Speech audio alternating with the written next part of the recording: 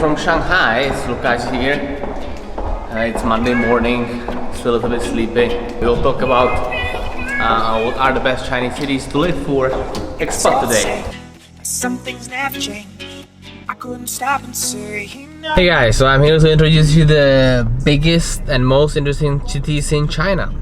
So it comes start with Beijing. We will have a look on Shanghai, and then the southern capitals of Guangzhou, Shenzhen, Hong Kong, and also one smaller city of Zhuhai, where I spent some years of my life.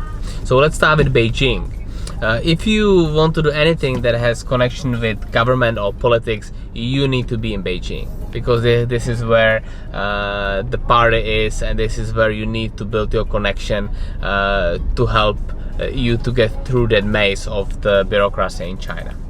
If you do startups, Beijing is also one of the best options for you, because there is the best talent in China can be found in Beijing, as they have many of the top universities, including the Tsinghua, the Beida.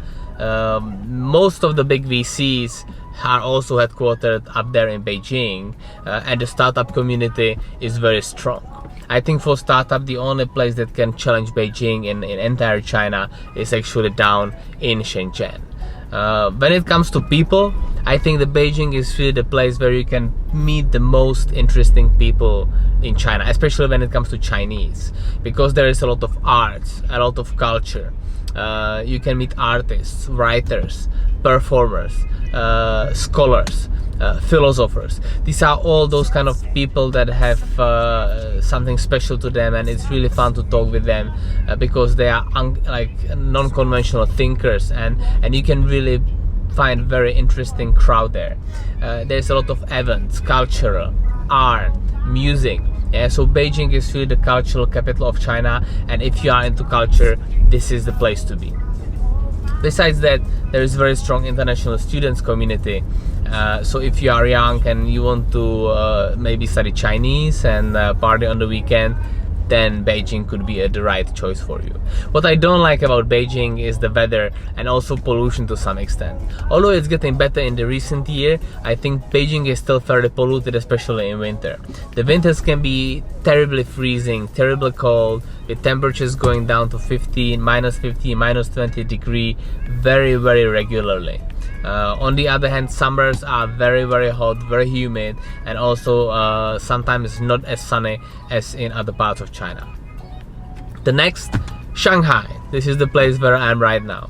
Shanghai is the international city of China. Sometimes I call it the New York of Asia. It's the financial capital. It is the place which always received a lot of influence from abroad.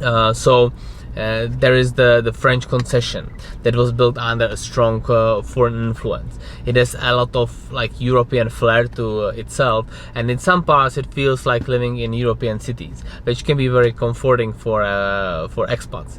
Also, traditional foreigners had a lot of influence in business in Shanghai, so you can actually see and meet a lot of influential and successful foreign entrepreneurs or business people in Shanghai, which is definitely the best place for networking if you are a foreigner.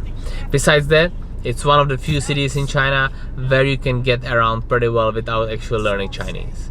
It's because Shanghainese people have been much more open, or were more open to foreign influences, and many of them can speak very good English. I also quite like the weather here, because Shanghai has its 4 seasons.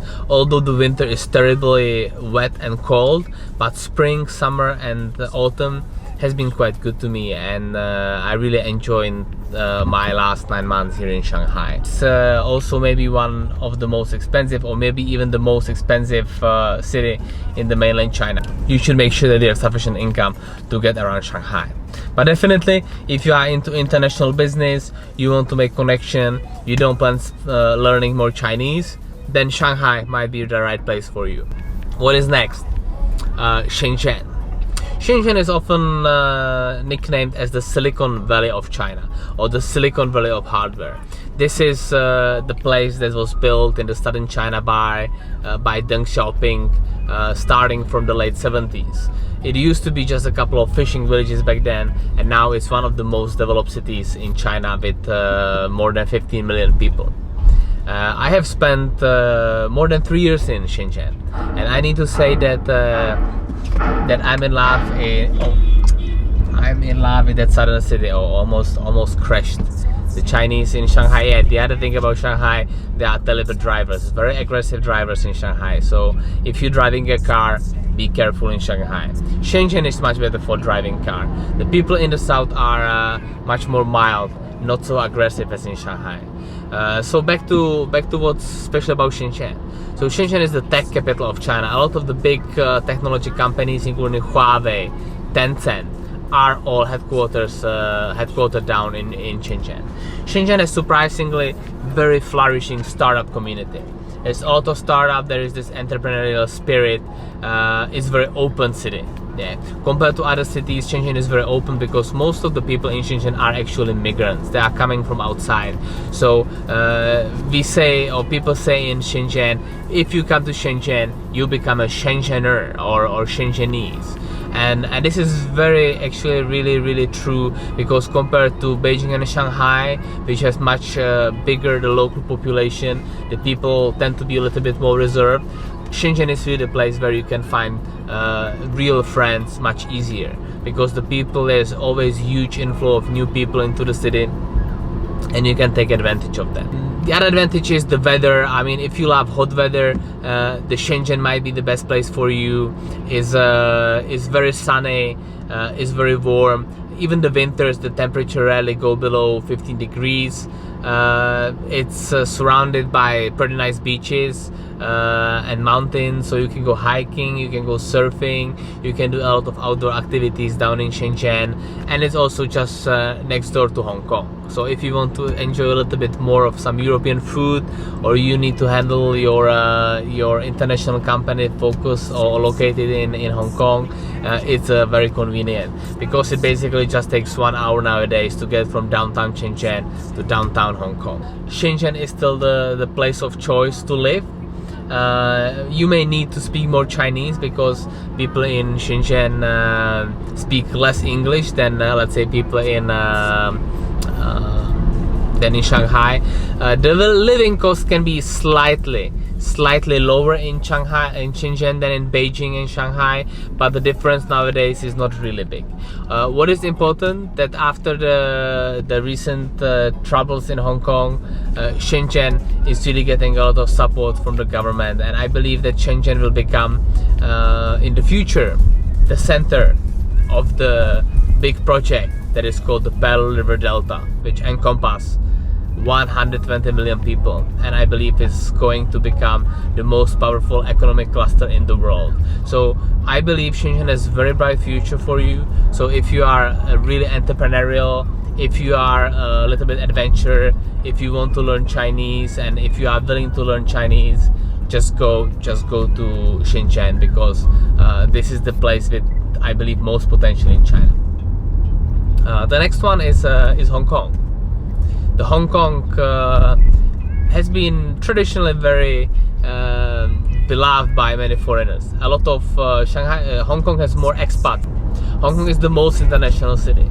Actually, you can still get sometimes easier around with English than with the Mandarin Chinese, because people in Hong Kong, they traditionally speak Cantonese, which is another Chinese dialect.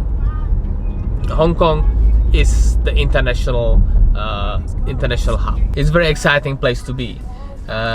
Big money can be made, especially in finance in Hong Kong. It has the same weather as Shenzhen that I talked about. Hong Kong is full of great opportunities, especially if you work in finance, and big money may be there. But in the long run, I really feel that sometimes Hong Kong is losing its competitive edge. It has maybe the most convenient international flights and international connections to other major hubs in Asia, as Singapore, Manila, Bangkok, or even Bombay and Mumbai and New Delhi. To be honest, I don't like living in Hong Kong, and there are a couple of quite big reasons for that. Firstly, Hong Kong has not enough of living space. You know, it's extremely crowded. It doesn't matter if it comes to commuting in the morning, it feels like a rat race. If you go to a restaurant in China, in Hong Kong, if you go to a restaurant in Hong Kong, it's like extremely crowded. It's all very small. you are basically sitting elbow to elbow with other guests, doesn't make me feel comfortable. You know, it's buildings, streets are very crowded. So I mean, if you like to have a living space, it's Hong Kong. It's not the right place for you. It also comes that the apartment prices are by far the highest in China. So unless you have a very good expat package or you are very affluent, you may not afford as good or as big apartment as you could in other cities in China. I really love that Hong Kong is so close to nature. It's a big city. It feels sometimes like in New York, but it's so close to nature. You can just spend half an hour, get to the beach, get to the jungle. But for living, the insufficiency of the living space and also I would say not so bright prospects for Hong Kong for the coming years is not the place of choice for me. So guys, the last place that I can talk about is Guangzhou, the so-called Canton.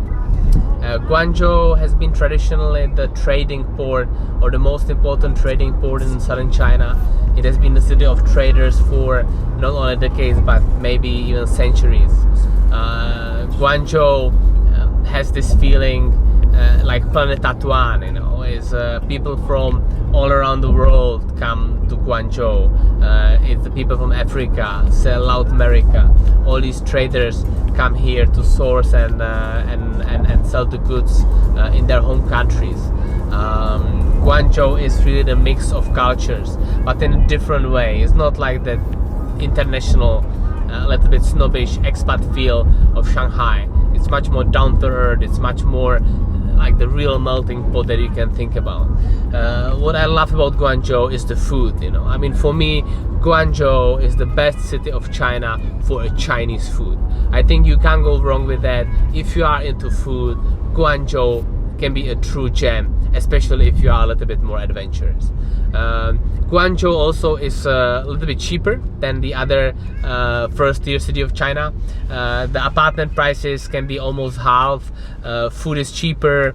Bars, restaurant, everything can be cheaper in Guangzhou. So you can basically get around with less money than in the other major cities of China. Still, Guangzhou is international capital. It has a stunning skyline. What I don't like about Guangzhou is that the weather is more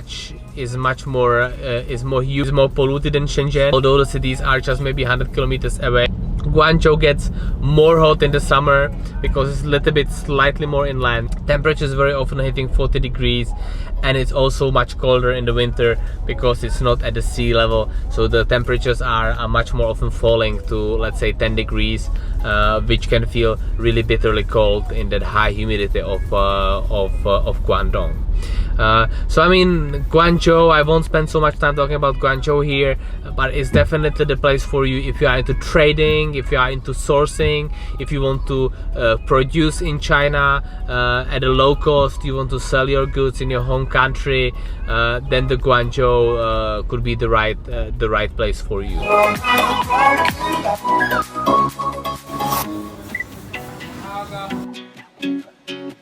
Really spicy, really super spicy, big sweet. They have a big photo, yeah, that's it.